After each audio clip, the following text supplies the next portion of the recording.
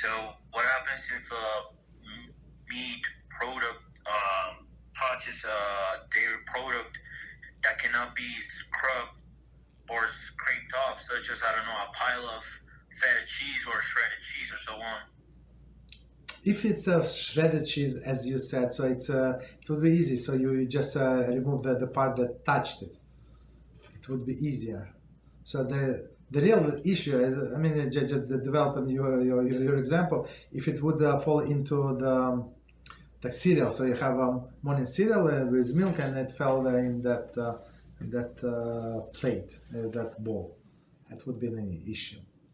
But if you can scrub it, that would be the easiest solution. Or just separate with the part that touched it. So in this feta cheese also, like only since it's dense, right? Only like the top layer touched it. It would be the easiest solution.